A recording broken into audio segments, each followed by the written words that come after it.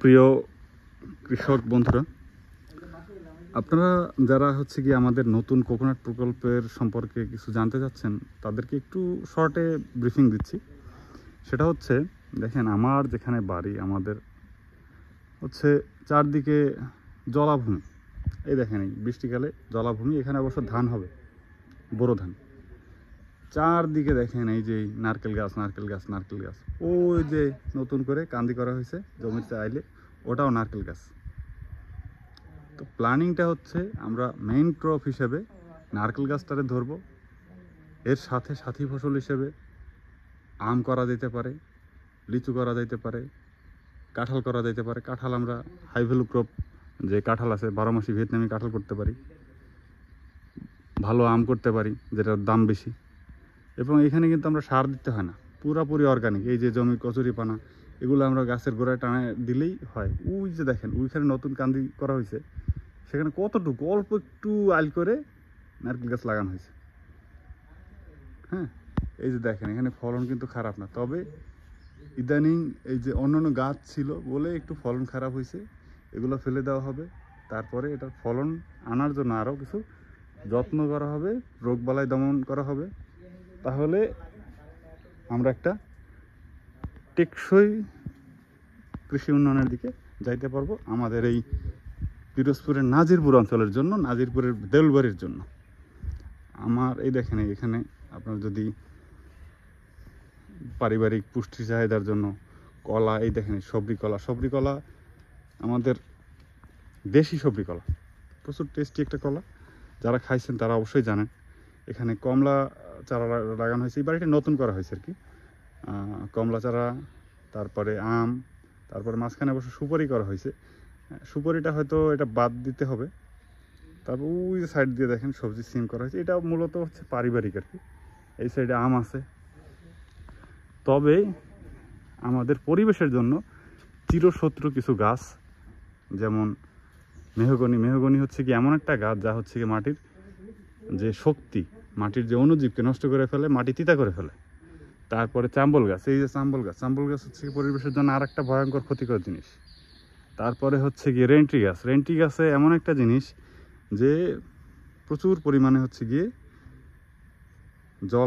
জল নেয়ার পরে সে বাতাসে ছেড়ে দেয়, যার কারণে আমাদের এই যে ঘন ঘন বৃষ্টি হয়। আমাদের দেশীয় গাছ যেগুলো আছে, দেশীয় গাছগুলো আবার খুব ভালো কাজ করে। যেমন কদম গাছ, দেখবেন কদম গাছের পাতা বড় পাতা, সে অনেক জল ধরে রাখতে পারে।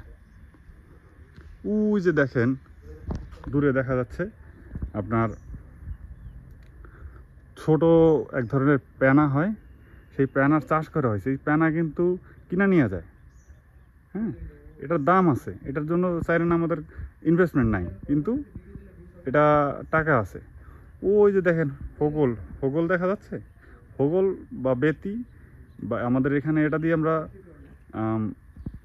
যেটা করি সেটা হচ্ছে আমরা পাটি তৈরি করি। আপনারা কোরবানির সময় যে পাটিগুলা বা ইয়া করে, মানে হোগলের কি বলে, চাটাই বিছিয়ে গরু কোরবানি করা হয় বা এই সমস্ত কাজে লাগে, সেই হোগল হচ্ছে ওই।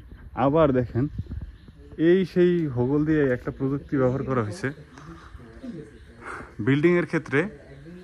আমরা যখন ছাদ ঢালাই দিই, তখন হচ্ছে গিয়ে নিচে যে শীট ব্যবহার করা হয়, শীটের সাথে এই হোগল দিয়ে দেওয়া হয়েছে।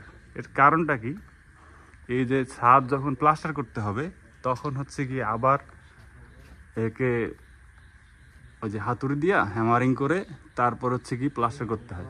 যদি হোগল দিয়ে দেওয়া হয় তাহলে কিন্তু আর হ্যামারিং করা লাগে না। তবে একটা অসুবিধা আছে, অনেকদিন লেট করতে হবে বলতে, আপনি এই হোগলটা যখন হচ্ছে গিয়ে পৌঁছে যাবে, তারপরে ছাড়া তো উঠবে না।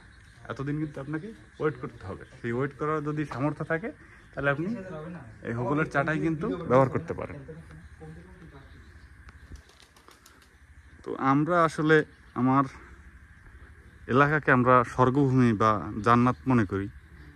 এর কি কারণ সেটা যদি আপনারা এখানে না আসেন তাহলে বুঝতে পারবেন না। এখানে দেখেন, ওই যে চারদিকে দূরে দেখা যাচ্ছে শুধু নারকেল গাছ আর নারকেল গাছ। যত দূর চোখ যায় নারকেল গাছ চোখে পড়বে। আর নারকেল গাছ এমন একটা জিনিস যা বছরে সারা বছর ফল দিতে পারে। এবং সে হচ্ছে গিয়ে এই জলাবদ্ধতা পছন্দ করে। এই জলের মধ্যে কিন্তু নারকেল গাছ হয়।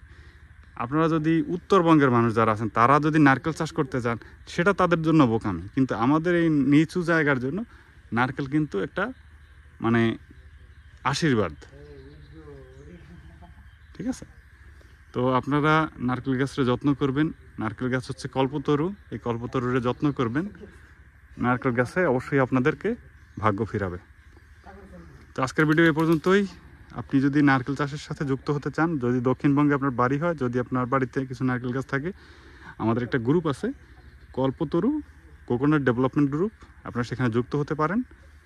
আমরা সেখানে কৃষি সম্প্রসারণ, কৃষি বিপণন এবং মৎস্য এবং পশুপালন এই 3-4টা অধিদপ্তর মিলে আমরা একটা প্রকল্প দাঁড় করাচ্ছি, আপনারা সেখানে যুক্ত হতে পারেন।